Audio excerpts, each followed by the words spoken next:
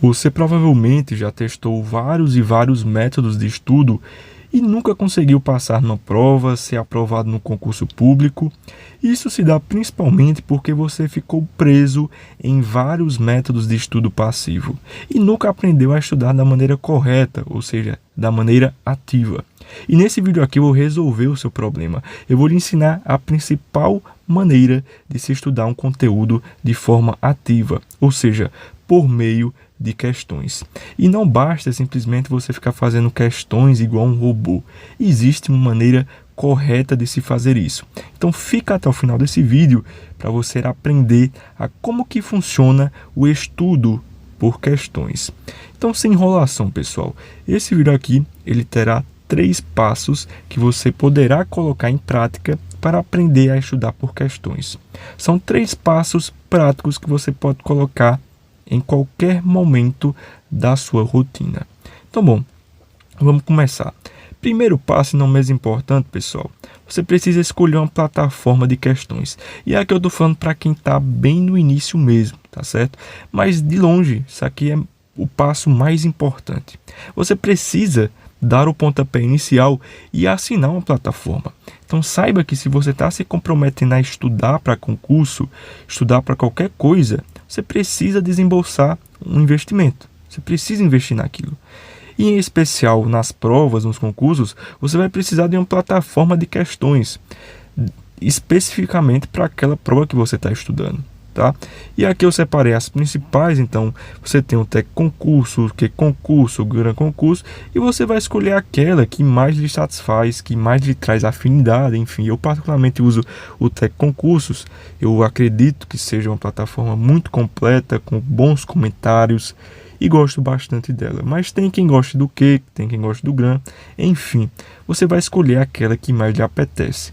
E claro, se você está estudando para outra coisa, provavelmente vai ter uma plataforma específica para aquilo e você vai precisar se certificar se você vai assinar ela ou não.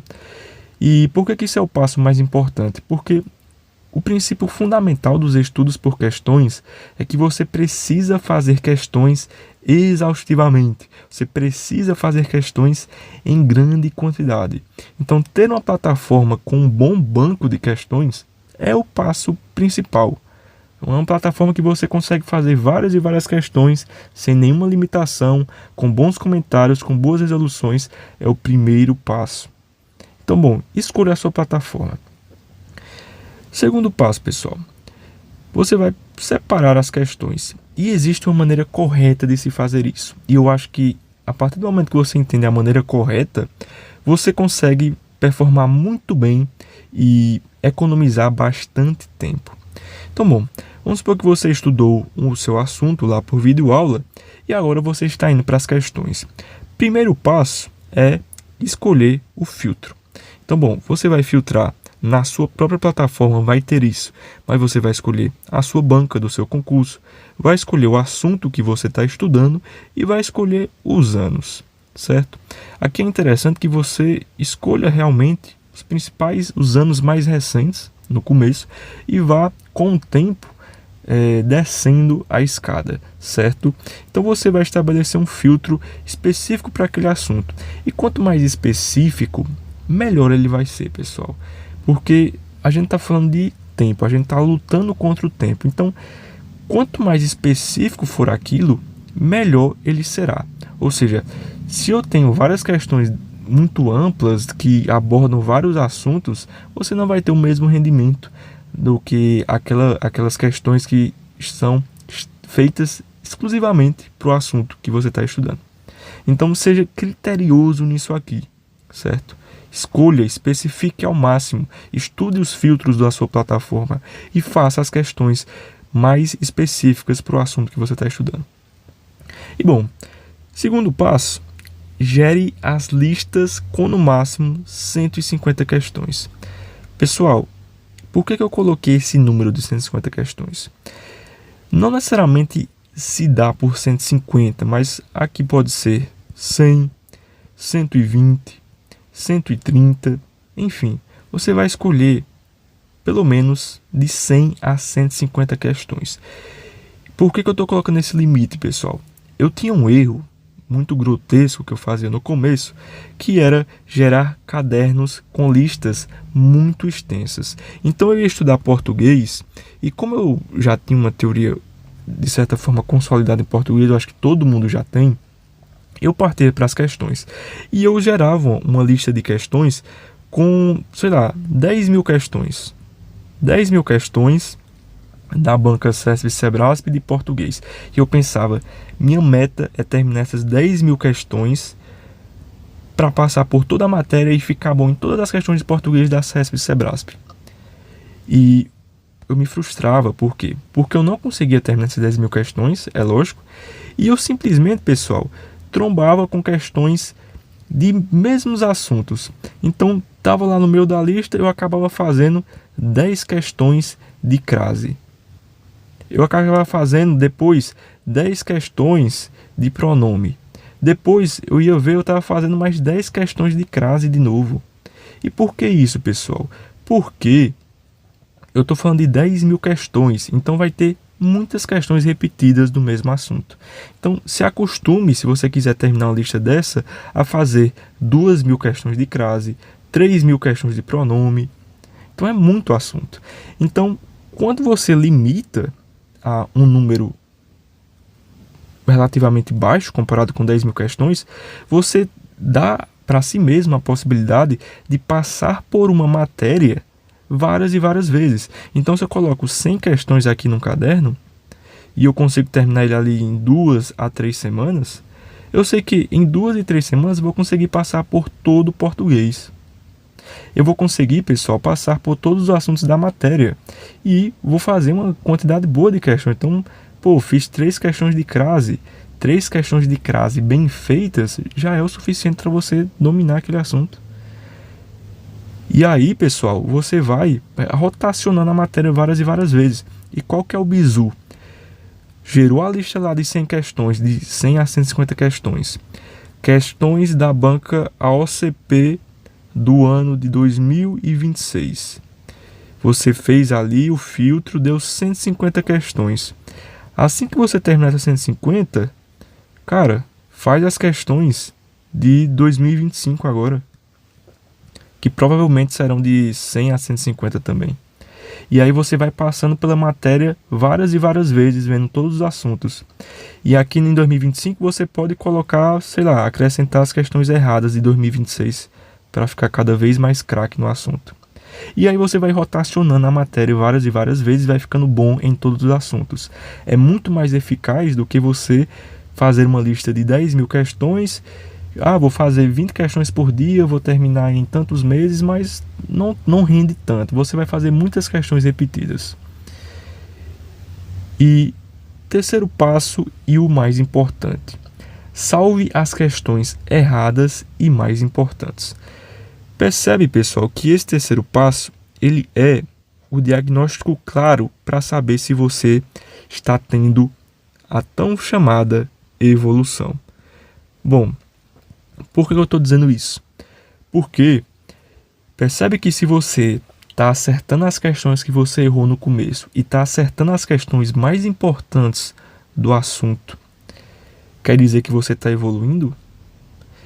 E percebe que se você está errando as mesmas questões que você errou no começo e errando as questões mais importantes da matéria, percebe que você está regredindo? Então isso aqui é um diagnóstico da sua evolução para saber se você está melhorando ou piorando no assunto. E você pode na sua própria plataforma colocar ali num caderno, num filtro, nas questões favoritas, justamente as questões que são erradas, que você erra ao longo da sua jornada, e as questões mais importantes. E aí todos os dias você faz ali 10, 20 questões dessas. E é interessante aqui que com o tempo você vai rotacionando essa lista. Então eu vou tirando questões que eu já estou craque, eu vou acrescentando questões que eu estou errando, eu vou tirando questões tais porque eu já decorei tal assunto e eu vou retirando. Então você vai rotacionando e vai fazendo uma lista com aqueles seus principais erros, que futuramente se transformarão em melhores acertos, e depois você colocando mais erros e transformar aqueles erros em acertos, e assim vai rotacionando a lista. E você fazendo esses 3 passos, pessoal, Com todo o seu edital, eu lhe garanto que você já vai ter um domínio muito bom. Você já vai estar 80% à frente dos seus candidatos. E bom, terceiro passo é realmente colocar a mão na massa, fazer as questões. Então vamos lá, pessoal. Você fez tudo o que eu falei e agora você precisa fazer de fato as questões, colocar em prática. E eu não vou te dizer que existe uma fórmula mágica, um truque secreto para fazer as questões. Não, não existe isso aqui. Existe, pessoal, você realmente parar com calma, ler a questão e responder como se estivesse em uma prova. Simples assim.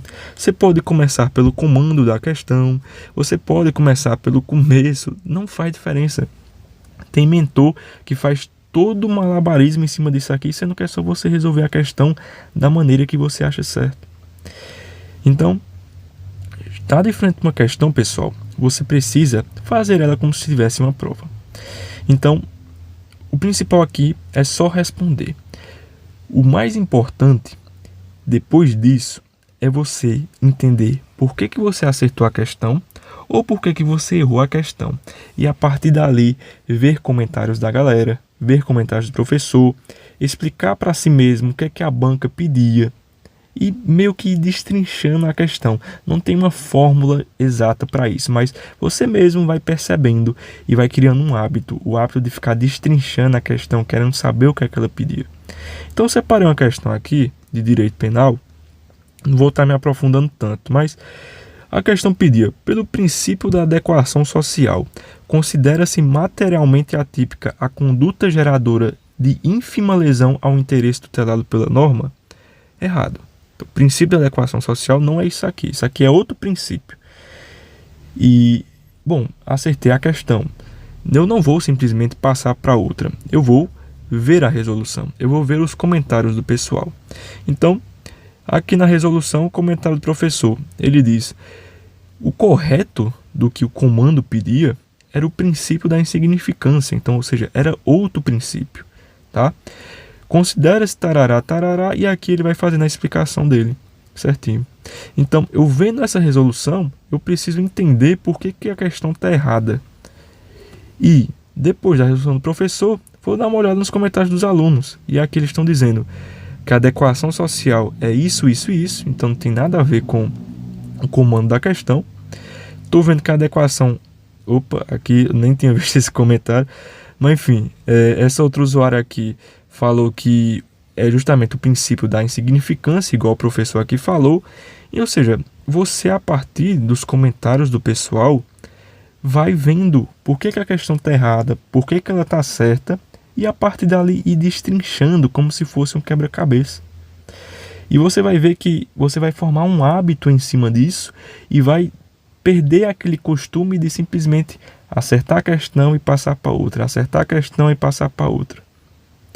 Ou seja, isso aqui vai lhe fortificar, pessoal. E com o tempo você vai ver que vai ficando cada vez melhor, que vai acertando cada vez mais questões, que vai ficando dominante naquele assunto.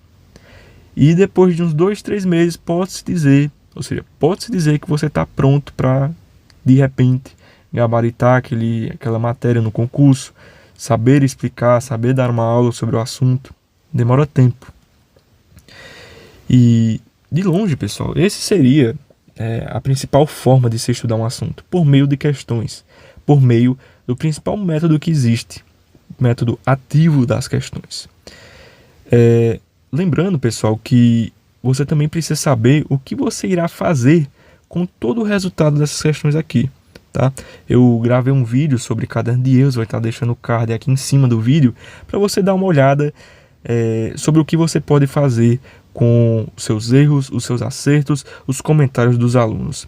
Mas agora, por enquanto, é justamente esse o direcionamento.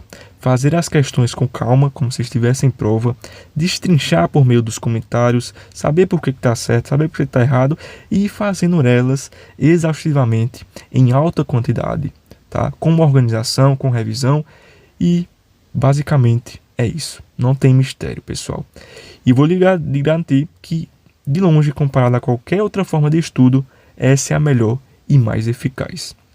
E bom, se você chegou até aqui nesse vídeo e está querendo passar em um concurso público, querem passar em uma prova, tá deixando aqui na descrição, pessoal, o livro que eu sempre deixo, Como Passar em Provas e Concursos, do William Douglas. Qualquer aprovado que você vê por aí já citou esse livro, ou pelo menos tem algum repertório que envolva esse livro aqui. Por quê? Porque ele tem muito ensinamento, pessoal. Ele de fato ensina você a passar em um concurso. De fato, ensina tudo o que você precisa fazer para passar numa prova. Vou estar deixando o link dele aqui na descrição, pessoal. Então, você adquirindo não só vai estar ajudando o nosso canal a crescer cada vez mais, mas também vai estar se ajudando, ou seja, aprendendo a estudar e aprendendo a de uma vez por todas a passar naquela prova que você sempre quis. E se você chegou até aqui, eu espero que você de coração tenha gostado desse vídeo. Comenta aqui embaixo o que é que você achou sobre tudo isso aqui que eu falei. E eu vou ficando por aqui, pessoal. Dá o seu gostei, se inscreve no canal e até a próxima.